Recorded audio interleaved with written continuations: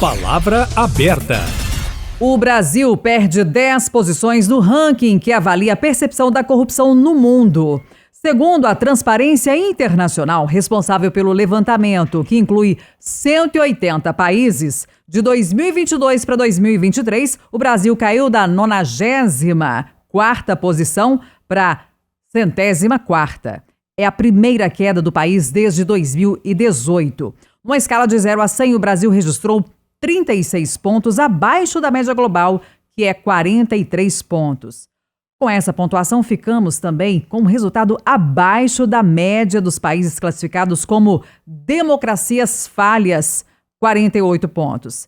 Entre os países da América do Norte, da América Central e da América do Sul, o Brasil está na 22ª posição, atrás de Argentina, Guiana, Suriname e Colômbia. Para avaliar a posição ruim do país quando o assunto é corrupção, recebo agora no Palavra Aberta o cientista político, professor e pesquisador da Universidade Presbiteriana Mackenzie, Rodrigo Prando. Bem-vindo ao Palavra Aberta, professor. Obrigada pela presença. Eu que agradeço o convite, Kátia. Obrigado pelo convite. Um abraço também para o professor Adriano, meu colega. Estamos aí à disposição para discutir e dialogar sobre esse assunto. Obrigado. Recebo também o professor Adriano Cerqueira, professor da UFOP, que é a Universidade Federal de Ouro Preto, e também do IBMEC, cientista político. Obrigada pela presença, professor. Eu que agradeço, Kátia. É sempre um prazer participar da Itatiaia com os ouvintes e também ao colega Rodrigo Prando. Professor Rodrigo Prando, na sua avaliação, o que explica essa queda do Brasil de 10 posições nesse ranking que mede aí a percepção em relação à corrupção? Bom, então vamos lá. O primeiro aspecto é metodológico, né? O ranking, ele trabalha com percepção. Então não é necessariamente que houve um aumento da corrupção ou que ela se realizou, mas é uma percepção que é feita por um mecanismo metodológico internacional em todos os países, e isso, segundo a própria instituição que realizou a Transparência Internacional, você tem alguns motivos que levam a esta queda de 10 posições. Então, os motivos são principalmente em relação ao governo do ex-presidente Jair Messias Bolsonaro. Então, ali a própria Transparência Internacional coloca problemas que vão desde o aparelhamento da captura de instituições, como Procuradoria-Geral da República, Forças Armadas, COAF, que são órgãos, né, dentro da instituição estatal, e até aquilo que é muito importante que se está destacado, um elemento de deterioração democrática, que foram os constantes tensionamentos e ataques promovidos pelo ex-presidente, pelo seu entorno mais próximo, que até mesmo culminaram no dia 8 de janeiro do ano passado. E claro que a Transparência Internacional traz também críticas em relação ao início do governo Lula, esse primeiro ano do governo Lula, né, especialmente nas indicações e nomeações realizadas pelo presidente Lula, de Cristiano Zanin, sabidamente, hoje ministro do STF, Supremo Tribunal Federal, mas que foi advogado do presidente Lula, além disso do Flávio Dino, também levado à Suprema Corte por indicação do Lula, sabatinado e aprovado pelo Senado, mas que fez parte do governo Lula, né? Então são elementos aí que tanto do governo Bolsonaro quanto do Lula levariam a essa queda. Agora cabe ressaltar que o peso maior, eu diria aí muito maior, estaria relacionado aos anos de tensionamento e de captura institucional promovido pelo bolsonarismo, inclusive o orçamento secreto e questões que estão relacionadas à própria dinâmica da relação harmoniosa, que pelo menos foi assim pensada entre os poderes, como o Bolsonaro tensionou e não raro atacou o judiciário e até mesmo o Congresso Nacional. Isso tudo dá uma percepção que fez o Brasil cair essas 10 posições no ranking. Professor Adriano Cerqueira, o senhor concorda com os motivos, apontando principalmente o ex-presidente Jair Bolsonaro como um dos responsáveis por esse resultado? Não, eu não concordo, porque já acabou o governo Bolsonaro, já passou um ano de governo Lula, não foi um governo tímido, fez uma série de iniciativas, né, multiplicou o número de cargos do governo, principalmente o número de ministérios, brindou vários aliados políticos com esses cargos, atacou, né, o teto do orçamento, permitindo um aumento expressivo dos gastos públicos, que sempre são num forte elemento que favorece, né, ações de corrupção. Se aliou muito com os ministros mais influentes do STF, o STF que foi um dos grandes causadores, né, dessa má avaliação que o Brasil recebeu, já que o STF frontalmente, né, atacou várias decisões proferidas no âmbito da Lava Jato. Então, eu acho que o STF é um dos grandes responsáveis por essa má pontuação, né? A gente vê ações bastante questionáveis que o STF emitiu, como parentes, né, que são advogados, poderem atuar em ações que têm o juiz presente, e isso sendo considerado normal, os acordos de leniência com empresas como JBS, a própria Odebrecht sendo favorecidos no sentido da suspensão das multas, anulação de provas obtidas no âmbito da Lava Jato.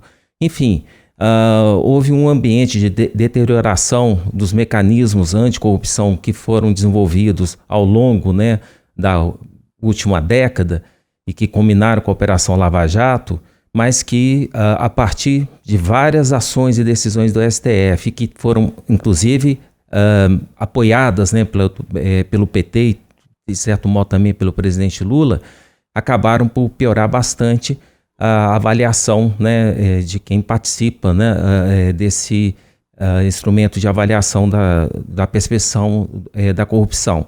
Então, acho que o governo Lula é o responsável, sim, por essa má atribuição e essa queda. Lembrando que Bolsonaro, quando no primeiro ano de governo dele, o índice permaneceu em 35, que tinha sido o índice da época do último ano do Temer, e ao longo dos restantes do mandato de Bolsonaro, o índice pulou de 35 para 38, ou seja, melhorou, né? Assim permanecendo, e bastou o primeiro ano do governo Lula para despencar o índice de 38 para 36. Então, com certeza, houve uma quebra aí para pior. Professor Rodrigo Prado, na avaliação do senhor, a gente viu aí muitas decisões que colocaram em dúvida o papel da Operação Lava Jato.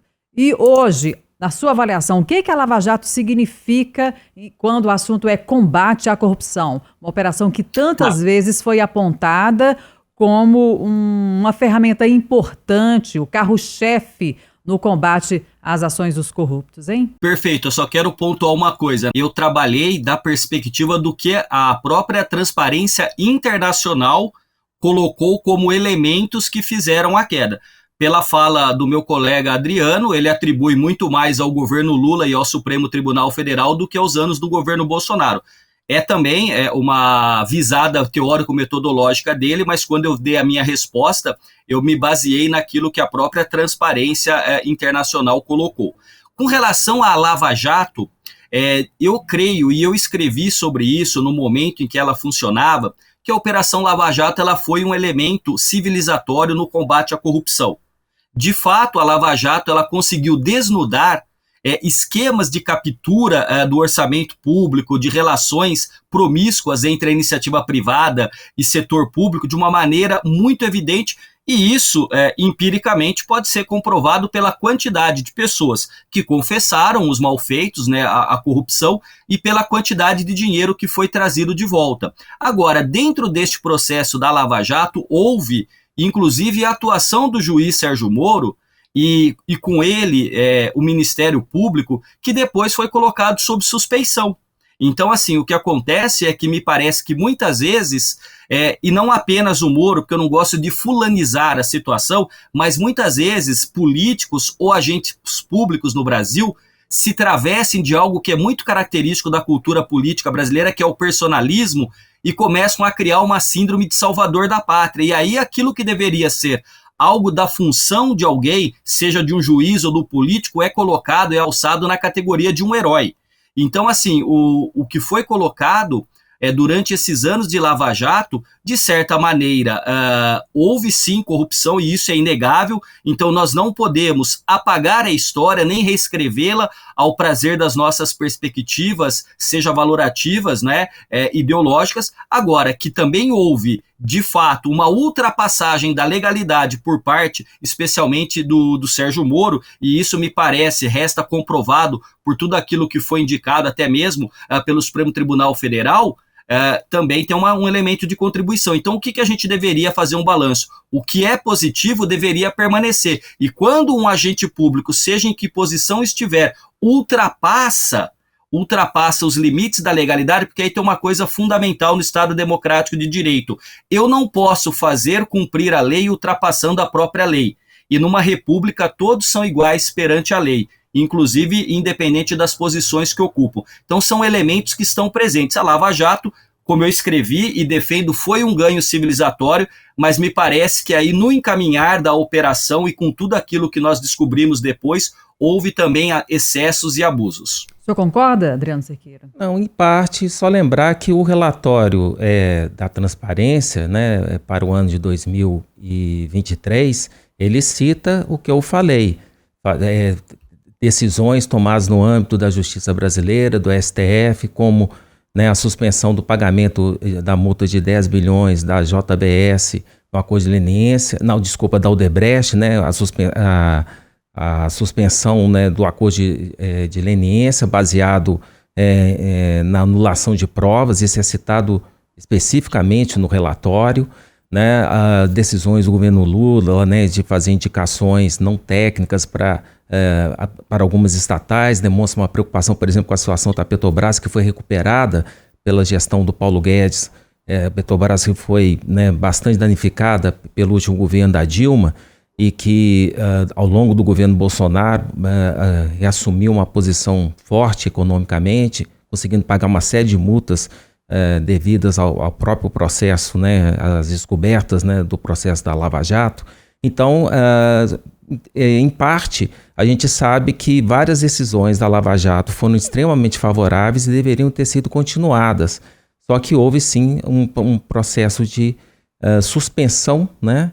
E, claro, a gente sabe que o trabalho de procuradores e de juízes é dado a alguns erros, alguns abusos, só que isso tem que ser feito para melhorar e não para simplesmente, né, desconstruir, como infelizmente é o que acabou acontecendo. Pois é, aí no caso da Operação Lava Jato, o senhor concorda com o professor Rodrigo Prando? Em parte, né? Eu acho que a Operação Lava Jato foi muito mais positiva.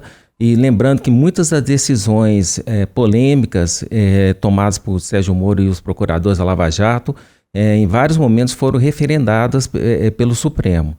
Foi só após, né, naquelas vários recursos feitos, que houve uma série de anulação de decisões que o próprio Supremo já tinha corroborado. Vamos lembrar a própria condenação, né, do Lula, né, pelo crime de corrupção passiva e lavagem de dinheiro. Isso foi referendado, né, em decisões do STF, só posteriormente é que houve a anulação da sentença. Então, se houve abuso, muitas vezes ele foi permitido, né, por decisões do Supremo e depois foi revertido, né? Então é normal. Rodrigo Prando, e quando a gente olha para o Congresso Nacional, que também é um personagem importante quando a gente trata desse assunto, grupos de partidos, como por exemplo o Centrão, também, né, os partidos de esquerda e de direita, qual que é a contribuição desses personagens? Tá, sem dúvida nenhuma que nós temos aí um elemento importante. Então, o Centrão, que não é um conjunto organizado de partidos, né, mas enfim, ele é um conjunto de atores políticos que muitas vezes, dada, e aí o Adriano, que é cientista político, sabe tanto quanto eu, a gente tem uma quantidade enorme de partidos e a grande questão é que aquele que sai referendado e vitorioso das urnas para ser presidente da República não tem necessariamente uma base, né, de apoio, uma coalizão que o sustente naquilo que precisa fazer, e aí precisa negociar. Então a negociação, ela faz parte da política. O Centrão foi um conjunto de partidos que ele ganhou proeminência nos últimos tempos. Por quê? Porque qualquer político, quando sente um executivo mais forte ou mais fraco, vai calibrando como é que vai fazer para melhorar a sua relação no sentido de ter mais recursos. Então nós temos, por exemplo, se nós formos relembrar o início do governo Bolsonaro e vindo até agora o governo Lula, nós tínhamos o Bolsonaro atacando aquilo que ele chamava de velha política. E a ponta de lança da velha política era colocada no Centrão. Então ele dizia que o Centrão era o toma lá da cá, que o Centrão era fisiologista e, no limite, que o Centrão era corrupto. A ponto até de, naquele momento, o general Heleno cantarolar, né? Se gritar, pega Centrão, não sobra um, meu irmão. Só que aí o que acontece? As condições de governabilidade durante a pandemia começaram a se deteriorar para o governo Bolsonaro e ele começou a fazer concessões para o Centrão. E, inclusive, praticamente algo que está dentro desse relatório da Transparência Internacional, sai uma figura hipertrofiada e fortalecida nesta relação, que é o presidente da Câmara, o Arthur Lira. Então, o Arthur Lira sai muito fortalecido e o Centrão sai muito fortalecido desta relação com o presidente Bolsonaro. Lembrando que o presidente Bolsonaro tinha 2 muros de arrimos muito fortes, que inclusive não permitiram que dos vários pedidos de impeachment que foram solicitados fossem prosseguidos. De um lado, o Procurador-Geral da República, Augusto Aras, e do outro lado, o Arthur Lira. E aí o que acontece? Mudou o governo, mas não há uma mudança significativa da representatividade no Congresso Nacional. O presidente Lula é um governo que se coloca ideologicamente como progressista, ou de esquerda ou centro-esquerda, mas um panorama político dentro do Congresso Nacional ele é preponderantemente conservador. Nenhum problema com isso, porque o Congresso ou a política reflete aquilo que está na sociedade. Agora, o Centrão, ele existe, não é de agora. O próprio Fernando Henrique Cardoso, quando discutia a questão do Plano Real, que foi no governo Itamar, depois teve continuidade no governo dele, dizia: um político tem que lidar com várias situações, e uma dessas situações são os mecanismos de fisiologismo implantados naquilo que ele chamava de pequena política, da política miúda. A grande questão é que, com relação ao Centrão, a este grupo de partidos que tem aí um desejo, uma voracidade pelos recursos públicos, você tem que ter alguns limites e você tem que liderar o processo. Ou você lidera o processo dando o caminho, quando eu digo você, o chefe do executivo, ou de fato o Centrão acaba se fortalecendo e ganhando representatividade nos vários setores dentro da vida congressual. Então o Centrão não é o mal absoluto, mas também não é a simplicidade e a bondade absoluta, e isso vai depender da correlação de forças políticas e do cenário de cada chefe do executivo. Nós temos já mais de um ano do governo Lula e o governo Lula não tem tranquilidade, não tem uma base de sustentação no Congresso Nacional, o que significa que não apenas com o Centrão, mas com outras bancadas, o presidente é obrigado a dialogar, porque a política faz parte do diálogo, entre outras coisas. Eu vou sintetizar aqui para poder ouvir o colega também, para não me estender muito. Professor Adriano Cerqueira, o papel do Congresso Nacional quando o assunto é corrupção e a relação também dos presidentes com especificamente o Centrão. Qual que é a contribuição disso, da sua avaliação? O Congresso Nacional, para esse índice ter saído mal, ele teve a sua parte de contribuição, sim. Vamos lembrar que o chamado orçamento secreto, que depois do governo Bolsonaro passou a se chamar de emendas do relator, né? Ele foi uma iniciativa do Congresso Nacional, inclusive contou com vetos do presidente Bolsonaro na época, mas que foram devidamente derrubados. Finalmente, né, quando já estava no finalmente do governo Bolsonaro, vamos colocar assim, que houve uma decisão do Supremo de considerar inconstitucional a emenda do relator, né? Só que isso não inviabilizou que parte expressiva do orçamento da União ficasse sob um controle mais direto do Congresso Nacional. Eu acho que por trás dessa discussão, né, do chamado orçamento secreto, dessa relação tensa entre legislativo e executivo no Brasil, é que ao longo de várias legislaturas, isso é um processo já histórico, o Congresso Nacional, principalmente a Câmara dos Deputados, foi fazendo um trabalho para ter um maior controle na liberação dos recursos contidos no orçamento, né? E a gente viu esse último orçamento que foi definido agora, como que você tem até um calendário, né, para que haja a liberação das emendas. Isso tudo é para justamente tirar um poder, digamos assim, de imposição política que muitas vezes o chefe do executivo tem, para poder, em troca de liberação de emenda, conseguir o apoio do parlamentar, né? Isso que muitas vezes motivou o chamado Centrão.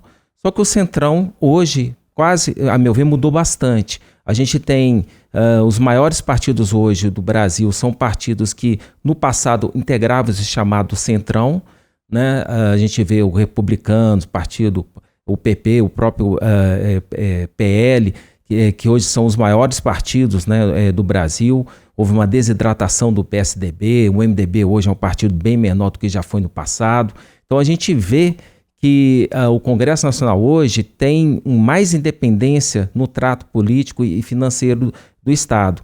Então as condições que o Lula encontrou no início desse século, quando ele governou o primeiro e segundo mandato, mudaram bastante.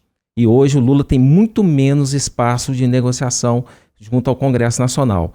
Então, por conta desse empoderamento, eu acho que o Congresso Nacional poderia ter tido uma atuação mais favorável ao fim, à melhoria da percepção de corrupção no Brasil. Só que esse jogo político de troca de cargos e tal acaba justamente piorando a situação. Nós estamos encerrando o Palavra Aberta deste sábado. Hoje debatemos aqui o ranking que avalia a percepção da corrupção no mundo. Conversamos com o cientista político, professor e pesquisador da Universidade Presbiteriana Mackenzie, Rodrigo Prando. Obrigada pela contribuição. Até a próxima, professor. Obrigado pelo convite, Kátia. Um abraço a você, a toda a sua equipe técnica e também ao Adriano por esse debate, por essa conversa tão esclarecedora de hoje. Agradeço também pela presença ao cientista político, professor da UFOP, que é a Universidade Federal de Ouro Preto, e também do IBMEC, Adriano Cerqueira. Até a próxima, professor. Gostei bastante, Kátia. Foi muito bom. Aprendi também muito com o professor Rodrigo e estaremos aí. E você pode acompanhar as edições do Palavra Aberta também nos nossos canais digitais, entre eles o YouTube. O Palavra Aberta vai ao ar todo sábado no Jornal da Itatiaia, a partir de 8h30.